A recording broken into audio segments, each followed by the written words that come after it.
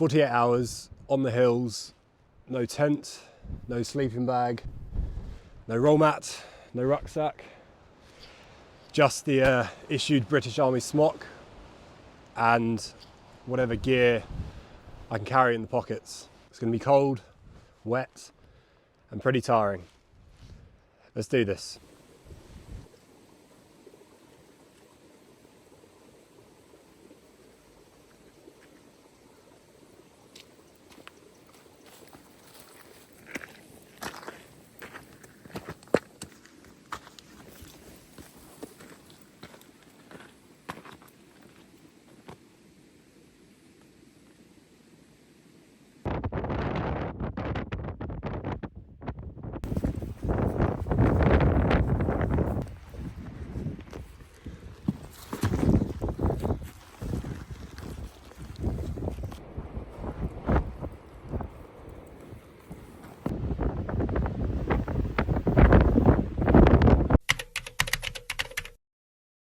So the training scenario for the next 48 hours is that I'm in the hills in a semi-hostile location and I'm looking to evade and get back to a rendezvous point, which is where my vehicle is located, and I'll be extracting out on the Sunday afternoon.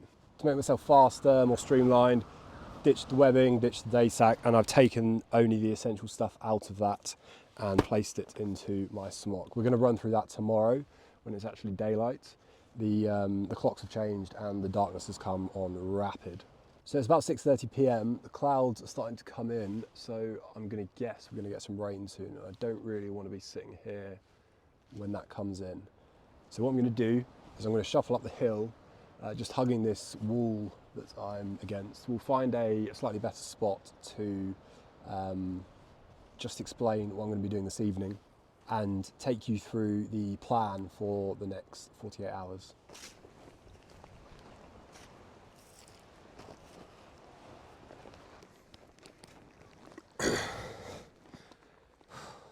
I'm out in the hills on the central west side of the Lake District, about 5 to 10 kilometres north of Scarfell Pike. I thought it'd be pretty fun to do a weekend of kind of like mini survival type scenario. Just testing out the British Army issued smock that you get given. I thought it would be quite interesting for you to kind of see how it performs in the environment that I guess it was kind of built for, which is the rain and the cold and the wet and the mist. Now this isn't waterproof and this isn't particularly warm, it's just very thin material. However, it is kind of windproof. It's a windproof smock, sheds the rain reasonably well, and it, even when wet, it does keep you warm. Over the next 48 hours, I'll be showing you all the equipment I'm carrying within the smock. Now this is essentially what you would kind of take out of the webbing or the day sack and put it into your smock pockets if you needed to.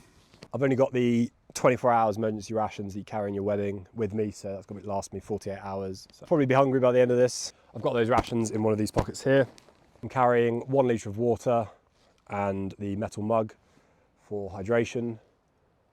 1 litre obviously is not enough for the 48 hours, so you will see how I go about sourcing water for that. Now I've not got any rucksack carrying extra gear or anything like that, except for this very small kind of 5 litre rucksack that is basically carrying the tripod that you're sitting on, spare batteries, the GoPro, the drone, just so I can try and get some good footage this weekend. It's a little bit annoying having to carry the rucksack, but I can't carry it literally on me, so it's the media bag, I guess you could call it. So I'm going to be practicing a few skills over this weekend: navigation, managing terrain, moving over terrain, micro terrain, things like that. Potentially setting up a hide site tomorrow night, or like a lying up point, depending on the route I'm going to go. Speaking of routes, let's work out where I'm going to go next. Pull out the map out of my leg pocket. It's always good to lanyard your map onto you as well and waterproof it. I definitely recommend the Ortlieb map cases. These are, yeah, kind of like rubbery material. They keep your map completely dry. And if you're going with the, in the UK, the OS maps, go for the waterproof map as well. So it's like double as waterproof. So yeah, lanyard that into your pocket so you don't lose it when you're on the hills, because it's very windy, when the cloud comes in, etc. you might lose it. I might flash up the map on screen so you can see what I'm looking at. I'm going to be going about 1.5 kilometres, 2 kilometres, I think, to a possible kind of lying up point for the evening or the night. Location I've kind of pre-spotted is hopefully in a valley where there's a water source. Some waterfalls help mask the sound as well that I might make. There's a bit of micro terrain with some rocks and things like that. I will be keeping off the paths. This is just kind of going off the beaten track while I'm doing this. No light as well. The only light I'll be using is when I'm filming, like now. I've just got a head torch that I'm propping up to give me some light so you guys can actually see me at night time. But apart from that, when I'm walking, I will be turning it off. In terms of direction from here, let's just have a quick look at where we are now, and I'll take a bearing to then basically just walk straight to the point where I want to go. Irrespective of whatever terrain is in the way, we're just going to try and cross it. Obviously, got to be careful at night, so we'll be moving slowly while I do this. In terms of compass, I usually carry it in either the top pocket of Smock if I'm wearing Smock, or in the kind of side pouch for my webbing. Lanyarded in as well, so yeah, you don't lose that. So I'll be moving on a bearing of 226, which is kind of southwest, and it's directly that way behind me. In terms of distance to cover, we've got about 1.3 kilometers, just using the kind of guide, the ruler on the side of the compass, which I'll flash up as well. So I'm going to pack you away and we'll get started. Just to give you guys an idea of how windy it is, it's pretty full on. I know you won't be able to see anything. There's a lot of cloud cover, but it is really strong. Got the red light on as I don't want to lose my night vision. Obviously white light gets rid of your night vision, so I don't want to do that just now while I'm navigating around. I was just pulled up by a little stream. It's in a kind of a dip just out of the wind. I think on that last clip you heard it was absolutely brutal. Working my way across the kind of the open top. I'll show you where I am on the map on screen. So quick little nav check and then I'll carry on. The actual final point that I'm trying to get to is a bunch of waterfalls and kind of a river that's falling down off the side of the hills. There should be a good bit of cover there. I think there's some trees and quite a good rocky kind of outcrop there. So what I'll be doing is finding a good spot to lay up, basically curling up in a ball and getting some sleep. So I've just got to the lying up point for tonight. It's sort of like a rock scree field just at the base of quite a steep cliff actually. So I'm far enough away from it should any rocks fall down. There's absolutely no vegetation, no trees. Yeah, the OS map was wrong, so all we've got is rocks. Found a nice little divot between kind of 4 rocks here. Should be out of the wind. That's where I'm going to sleep tonight. We'll just curl up in a ball and try and get some sleep. I'm hoping it doesn't rain because that's going to suck. It has stopped raining.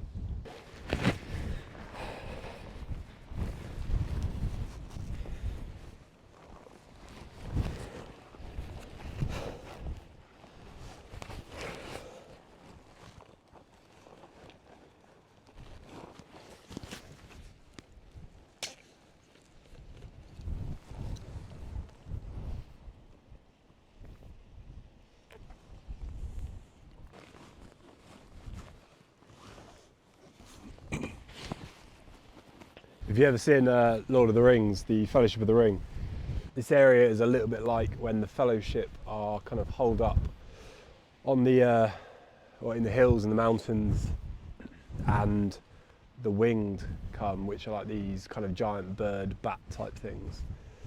And Legolas spots them with his elf eyes from a distance,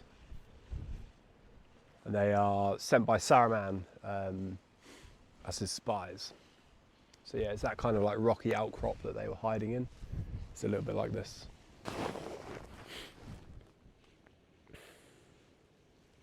So there's not much for me to do tonight. It is 10:35 now. It's taken a while to get across the hillside over to here. It's quite nice actually. Some of the clouds are starting to shift, so starting to see the sky, which is pretty cool. I can see some satellites, probably Starlink or something, and some stars as well, which is looking pretty good. Even the moon's making an appearance. It's about 70% moon, I think, so we've got some brightness from it, which is nice. I was hoping the cloud cover will shift a bit more, but it is moving very fast because it's so windy. I think tomorrow I'm going to run through properly everything that I'm actually wearing for this. However, just quickly, the trousers are by UF Pro. These are pretty good. They're very heavy duty, very thick. A lot of guys out in Ukraine at the moment use this brand UF Pro because they are of like the durability basically and the warmth. However, they are not great when they get wet. They take a long time to dry in comparison to like the British Army military issue kit, which does dry very quickly but is very thin. It wouldn't keep me warm at all. Obviously got the Smock and just a cheap Ubax, like a green Ubax, just a sort of civilian one. Boots, we've got my favourite boots, the high top Akus. Absolutely fantastic boot, great for tabbing, great for hill walking, and good ankle support as well, nice and light. Some merino wool socks by Danish Endurance, link in the description. Yes, the first bit of kit that I need tonight is my warm kit, hat, gloves and face covering. So hat, gloves and face covering, usually carry in your smock in one of the pockets, waterproofed, sometimes double waterproofed. However, the hat I've got is a US Army issue 100% wool cap, hat, beanie, whatever you call it, which are incredible. Like £9 and keeps you warm even when it's wet. I've used it in ridiculous temperatures and in the army as well, all sorts of stuff. So I usually keep that in my right pocket of my smock. Not that you often wear a smock when you're actually in the field with the army. So I'm definitely going to need this tonight. Got the wool beanie.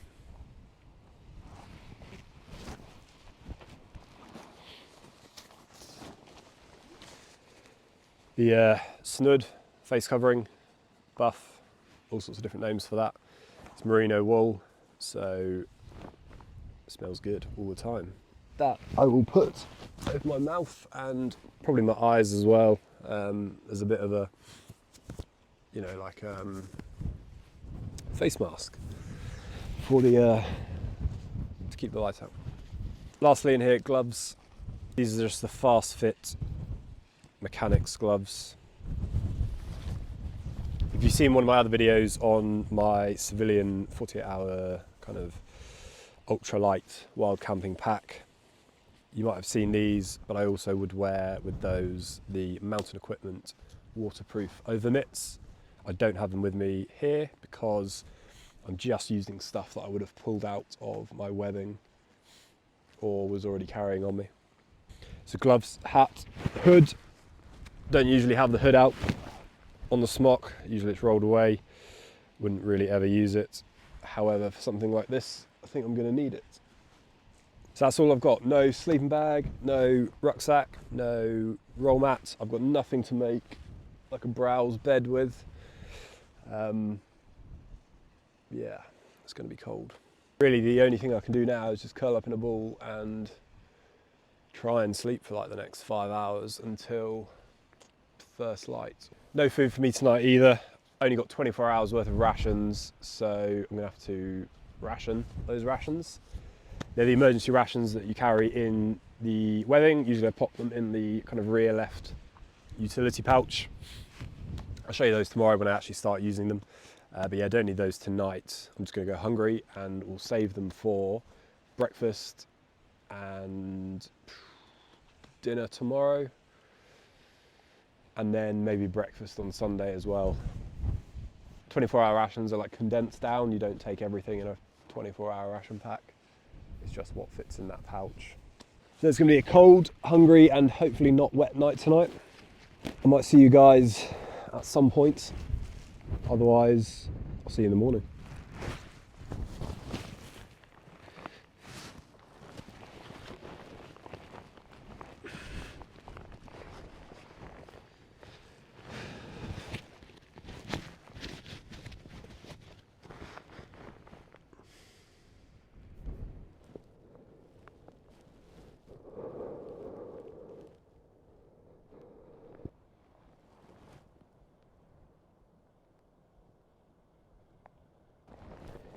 It is very cold.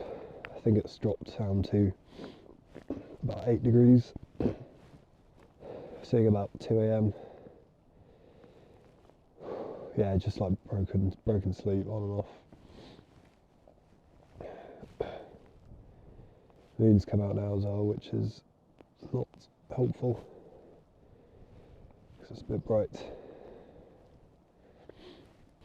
I'm hoping tomorrow night that I can find some woodland to actually, and some low ground as well to get out of the wind. Hopefully make a bit of a shelter and like a proper bed. Because this is uncomfortable. Hasn't rained yet, which is good. I think the clouds might be just moving like a bit too fast for it to fall. Right. Gonna try and get another maybe like 2 hours, and then yeah, should be nearly sunrise by then. And we'll see what the ground looks like in the morning.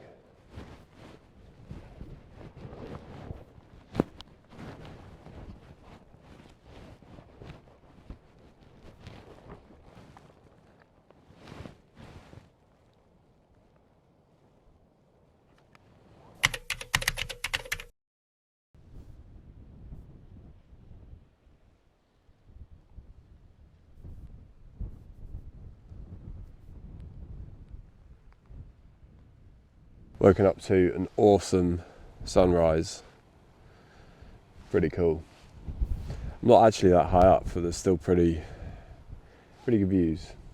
We're bang on 7:30, which is sunrise. It's been twilight for the last, I guess, like hour and a half. So yeah, the sun's just coming up above the mountain on the other side of the valley. Getting pretty hungry now, so I'm gonna make some breakfast and make a drink as well.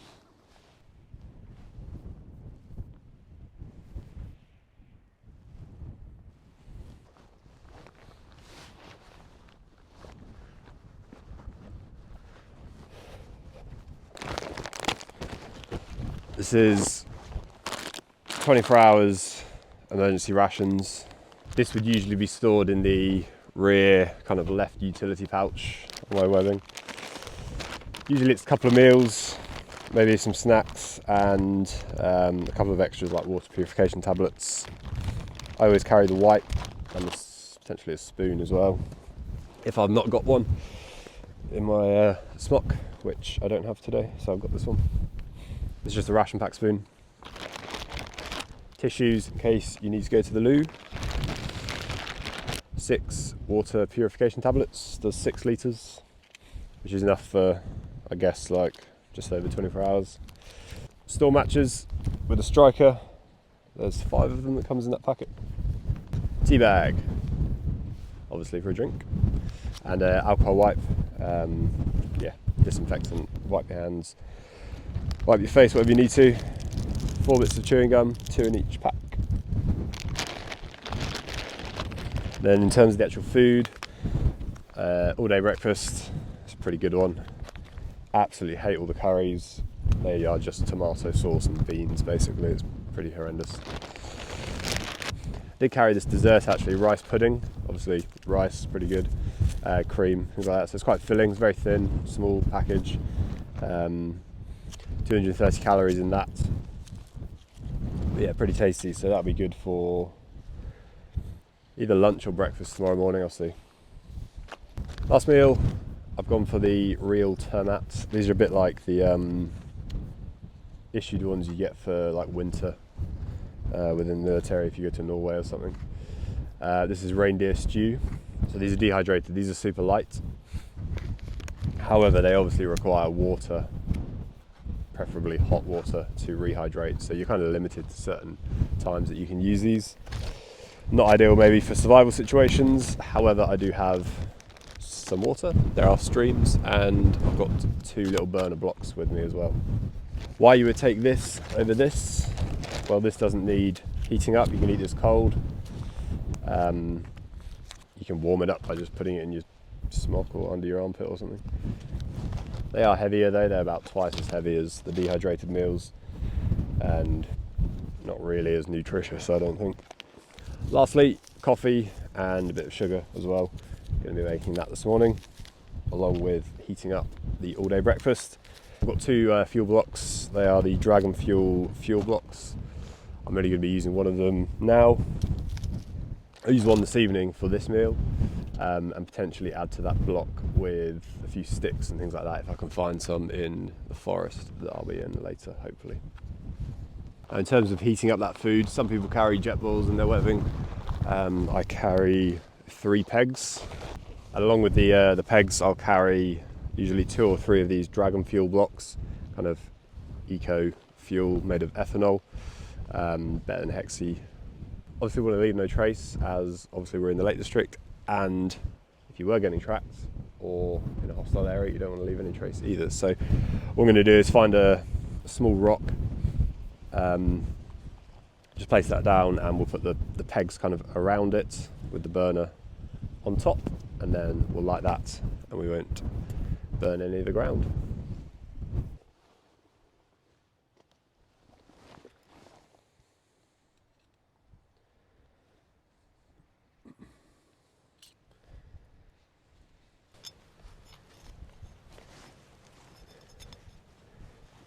The metal mug's just going to sit kind of resting on the pegs, just giving it enough room to burn underneath.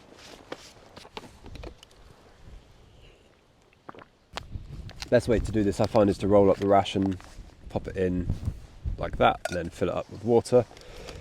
I've got about 2/3 of the bottle left. However, there is, I think, a spring up there that I can see, so we'll be filling that up afterwards. Just enough to heat up the food and make a coffee with. In terms of lighting this, obviously we've got those matches inside the ration pack. However, top right pocket of the Smock, with the compass, I do carry waterproof lighter. It's just a Bic lighter in the Exotac waterproof kind of outer. Map reading torch, just a kind of a buttonhole torch. And then a survival whistle. Should I ever get attacked on the hills, I can blow that and not be rescued. Super simple, just open this up, squish it out of the pack where you need it. If I'm on a longer expedition, sometimes I'll actually just bring the burner that goes with the metal mug. It's really pretty good. These fit basically in that burner. Yeah.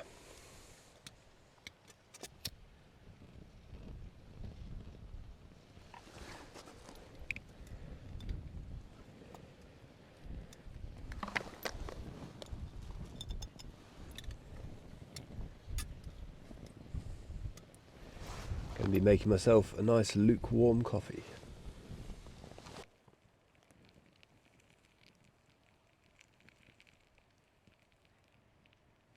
Once that is done, best thing to do is shake off the water, squish it around so the kind of heat distributes across all the food.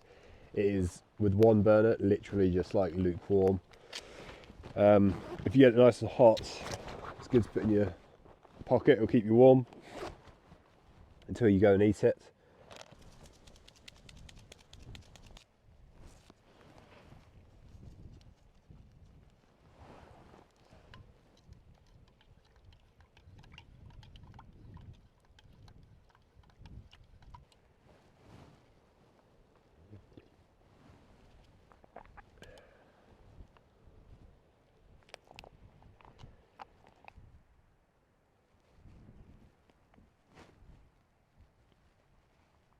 So like I said earlier, I mean, all the curries are basically tomato sauce and beans. The only difference with this all-day breakfast is it's tomato sauce, beans and sausages. Stodgy.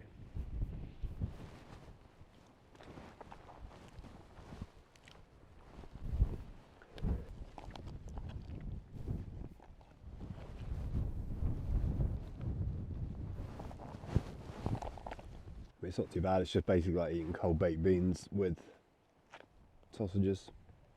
like that you get in tins.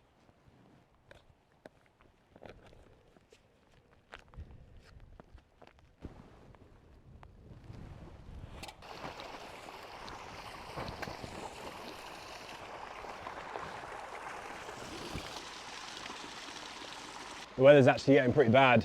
So the temperature's actually dropped quite a bit now. We're kind of getting this sort of sleety rain coming. I'm going to guess the temperature's about 4 degrees. It was about 8 degrees when I woke up this morning, so it's dropping pretty quick. I can see in the valley it's a little bit clearer. So we're going to have to make a move pretty quick. I've got a few hours of trekking through the hills to do until we get to where I'm hoping we're going to stay tonight, which is more in the valley, forest. Hopefully we'll be out of this pretty crap weather. Just in terms of water, filling up the water bottle, we'll pop a chlorine tablet in it in a second. Preference is to use some sort of fast flowing water, preferably coming off some rocks so it's got, you know, a chance to like disturb the water and knock out any heavy particles of dirt and things like that in there. Usually I find that I don't need to then pre-filter that. If it's more of a stagnant body of water, I will typically pre-filter it with some sort of cloth, even if it's just, I don't know, using your jacket or a sock or something, or a bandana if you've got one. Right, let's get going before it gets too cold.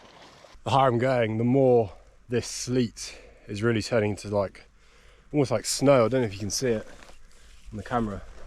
But yeah, it's starting to settle now, so I don't want to spend I've still got like 2 hours basically to get across to the forest.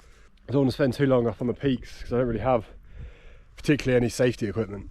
You know, bivy bag and things like that. So yeah, I'm just gonna have to be careful, make sure I don't fall over and go man down, because there is no rescuing me up here. So yeah, I'll show you where I am on the map now. I'm gonna make my way up and around this sort of feature here.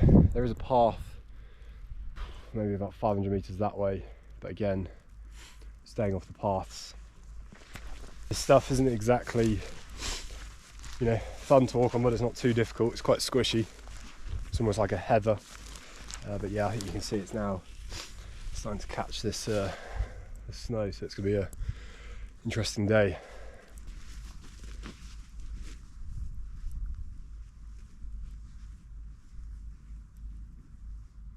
Something I need to be quite careful of here is this ground sign. You can see where I was just walking. Thought I'd show you guys the kind of imprint that you leave in the snow. And the, well, whatever this is. Obviously, if we're talking tracking and things like that, this can be tracked. So I'm just going to have to be careful with this. Try and stick to, see like here, the divots, maybe.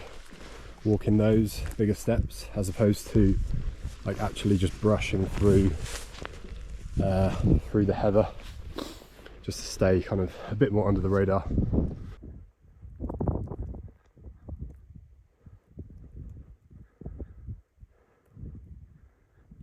I've ascended to about 700 meters or so. We're near the top of Grey Knot, which I'll throw up on screen. I'm amazed how much this is settling now. There's about almost an inch of this kind of like sleety snow. It still looks quite clear back down where I came from, so I'm hoping once I get off the top and over the other side, down kind of into the next valley, that this will be gone, or at least clear somewhat. Tempted to throw out the drone now, actually. I think it'll be pretty cool. See what the snow's like. Well, I just lost the drone. Not good. It's not too windy here. I sent it up over the top that way. Obviously visibility doesn't look too great up at the moment in the clouds, and it's only a small drone, the DJI Neo. It's like 100 quid, so it's not too bad. But yeah, literally I sent it up and it just said like wind warning or whatever, and it just started moving like 10 or 15 meters a second off into the valley that way, against me obviously pushing it the other direction. So I'm about 700 meters up. It was at about 800 meters. Yeah, it's gone. It's probably down in the next valley or something, which is an absolute pain. However, it is what it is. It just means I'm going to have to get a bigger, better drone, so a proper one, I think. Maybe we'll do that in the new year. Can you see these little ptarmigan tracks just running up that way? Oh just hit the peak of Grey Knots. I've hit this fence line, I'll show it to you on the map. I've got now crossover ahead, kind of I guess along the tops. When the wind stops it's actually quite pleasant. It's nice that it's not raining. Yeah, obviously it's cold, but the snow isn't too bad. You can probably hear the wind's just picked up. So there's a recorded track on here. I'm going to try and stay off it as best I can. Over to Brandreth.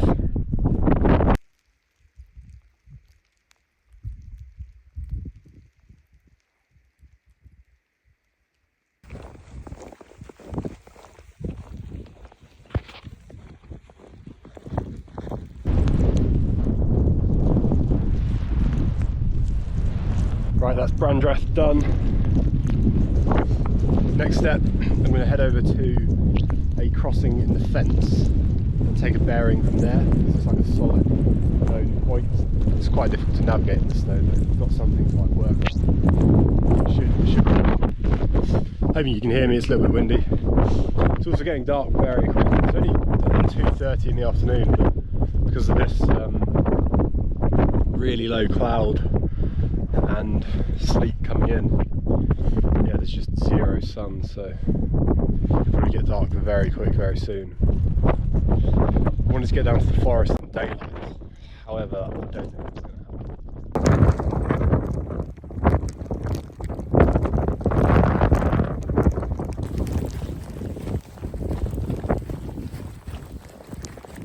I need to get off the peaks pretty fast. It's starting to get very dark and getting very cold. Probably can't see that much, but it is, yeah, not looking good. So I'm going to try and get down, drop a couple of 100 metres, heading down there through the valley, following the river, and then hopefully we'll hit the forest, which I think is down there, in kind of the dark clouds. It's a little bit spicy, hands are very cold, so yeah, just got to keep running. Right, I've hit this path. Unfortunately, there is no other way down, as this is an incredibly steep valley, as you can see. Yeah, just way too dangerous if I try to scale down any of these sides. So I'm just gonna have to take this one slow. Obviously, you can see the ice now on the stones. So yeah, heading down there. Somewhere down there is a forest. I'm hoping the snow will have gone by the time we get down to about 200 meters above sea level. Finally reached the valley floor that I've been trying to get to. The temperature difference is huge. I reckon it's about 6 or 7 degrees down here versus probably -1 on those tops. Just had to do a couple of river crossings, which in the dark was not easy to do. I didn't have my head torch. I've only just now pulled it out to actually film. Snow's completely gone. It's obviously not settled down here, similar to the valley that I was sleeping in last night.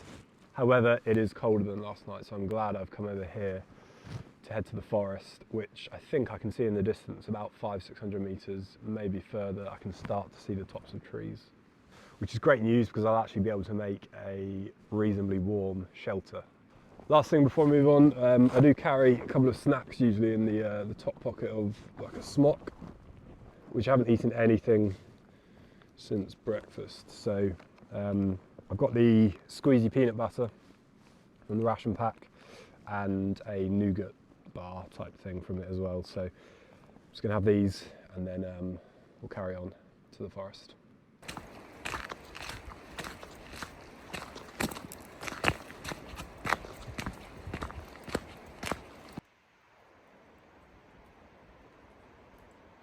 Definitely lucked out here. This is quite a dense forest. There's a lot of tree cover above me.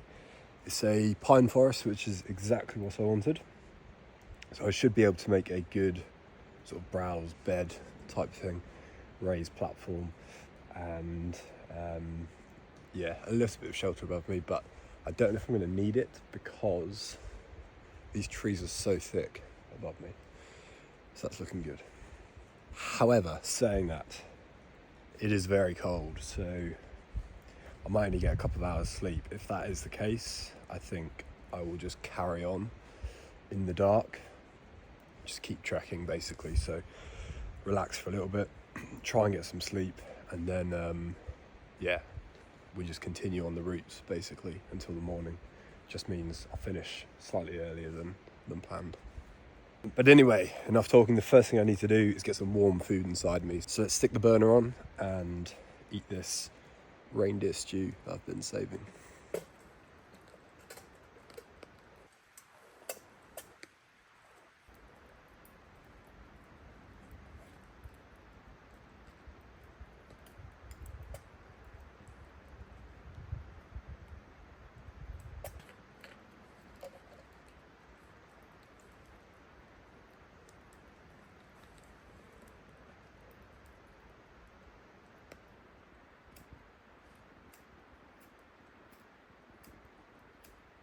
I'm going to have to use the storm matches as my lighter is a bit too cold and my hands are a bit too cold to keep doing it, so yeah, these will be much quicker.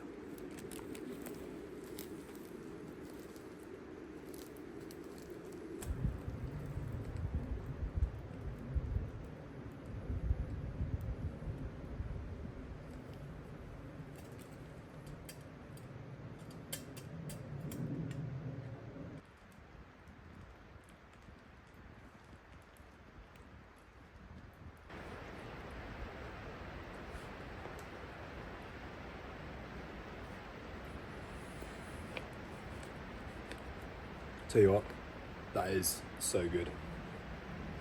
Reindeer stew, it's not cheap, £13.50.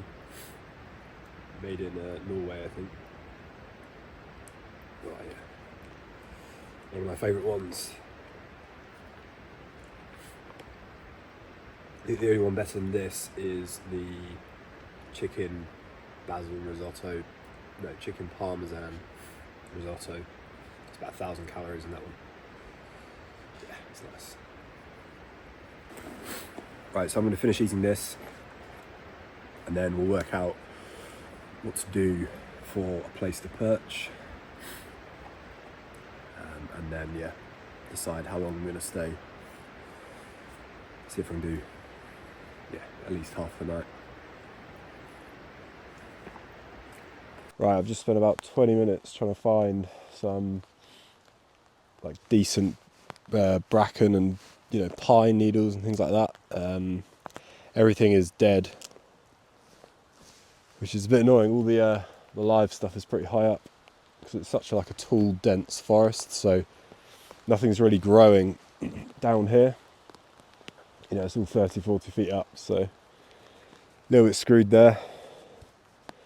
So I think what I'm just gonna have to do, I found a pretty good divot, very mossy, very squishy, so it's not directly on the dirt. It's there's about an inch or so of kind of moss and dead pine needles and stuff, so it should be at least better than just plain dirt.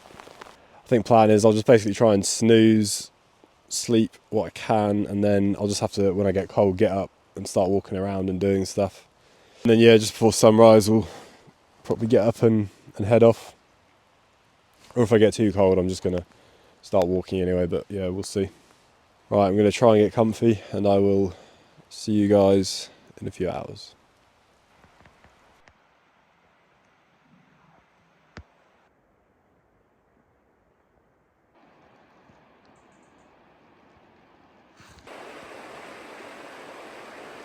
Right, I definitely want to get over there. The sun's come up, so let's get out in the sun. Incredible skies this morning. Yeah, let's go get warm. The warm feels so good. You see the sun's just come up behind me. This is good. Right, I think I'll find somewhere to perch for a little bit. Maybe just sit down on a rock, try and dry out the smock in the sun. And yeah, get a bit warmer. I think it should be good. Yeah. Once I've done that, we'll head up there and over the top. There's a few kilometres back to the car. It's amazing the difference a bit of sun makes in the morning, and the difference in the weather versus last night is crazy. It kind of shows how in the UK, being prepared for any situation, I'd imagine it's probably about 8 to 10 degrees now. Last night probably got down to about -4. Obviously we're up in the snow, in the pretty heavy winds. The day before that we had rain. Yeah, now we've got lovely sun. So I think when actually going out normally, it kind of just shows that you do need to have quite a bit of kit. You know, base layers, change of clothes, waterproofs, spare gloves, all the usual good stuff. Especially if you're going to do like 3 or 4 nights out on the hills, you know, properly tent camping up on the peaks. Pretty cool though, good experience. Yeah, the Smock's held up well. It's just a bit damp really, but it does really keep the rain and the wind off you. Well, it doesn't keep the rain off you, it still soaks through, but it kind of keeps you warm at the same time. But it does keep the wind off. The only thing really was my hands that were just like completely numb last night. A couple of bits of kit that I hadn't shown you yet. Strapped to my belt, I've got the Gerber strong arm. Really nice knife, super sharp. Yeah, love this. And that's just strapped to the back of my belt with this little like molly clip on the back there. Usually you'd have this maybe strapped to your plate carrier or something like that across there, or vertically like that. Just in terms of safety and first aid, top right kind of zip pocket of the Smock. Got a usual kind of personal IFAK, individual first aid kit, with all the good stuff. Some plasters, compressed gauze, tourniquet, some Imodium tablets because you don't want to get diarrhea while out, so you just get dehydrated. That's a really easy way to go man down. And then lastly there, just an Israeli bandage as well. So basically just covering like super emergency bleeds and things that will actually cause me to go and like be unable to do anything. Lastly, something else I haven't used is top left arm pockets, a kind of a mini survival tin basically. Just electrical tape around it as well, which also acts as a good fire starter. Yeah, inside there, wire saw, some like tinder blocks made up of Vaseline and really dense cotton wool. Fishing kit, signal mirror, survival blanket, small knife, a few other bits, like a button torch as well. Nothing crazy, but yeah, just in case you need any of those, I would tend to carry that in Smock pockets. Can we just appreciate the view that I've got at the moment? This is unbelievable.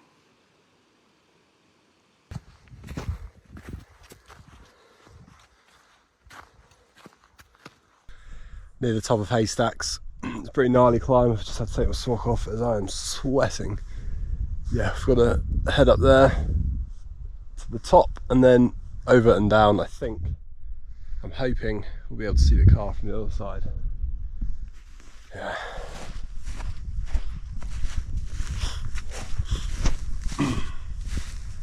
Pretty big drop down there.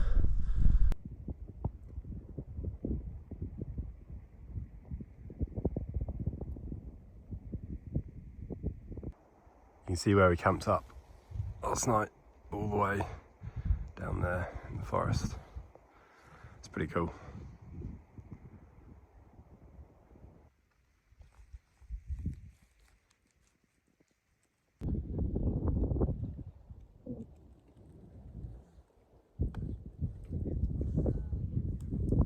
Home stretch now, boys. That is where we came off last night. We were somewhere in the distance over there, and we came all the way down this valley and down there.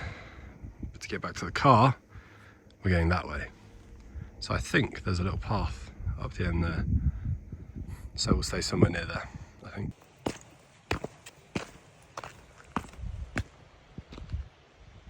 Just trying to cool down, I'm absolutely sweating. Just bombing it up the last hill. I think I'm nearly there, about another kilometre or so downhill. We should hit the car. Let's do this.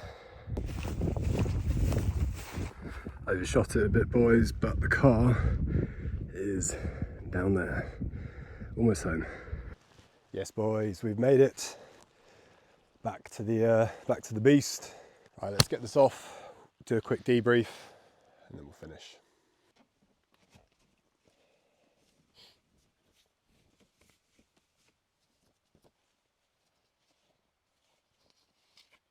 We made it. What a mad 48 hours that has been. I am exhausted.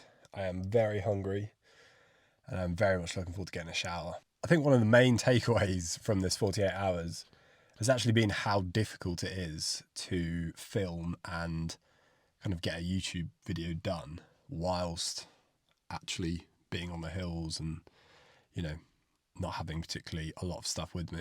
I think I've got a new appreciation for, if you ever seen like the Outdoor Boys YouTube channel, where he's done loads of, you know, survival situations and things like that in Alaska in much colder temperatures, but still managed to film. That is pretty impressive, I think. It's absolutely fine, like actually doing the stuff, but it's the filming of it which is like pretty exhausting and way harder, because you have to stop so much and pull out gear and, you know, all the like lots of fiddly stuff, even like setting up these microphones when your hands are so cold, or it's wet or it's raining or it's snowing. It just makes it so much harder. Anyway, I really hope you liked the video and learned a few things, picked up some good maybe tips, or liked some of the kit I was using. If you did, I've got it all, or most of it, linked below in the description. Make sure you smash the like button and subscribe. I'm going to be doing plenty more of things like this. Boys, it's been a pleasure. I will see you in the next one.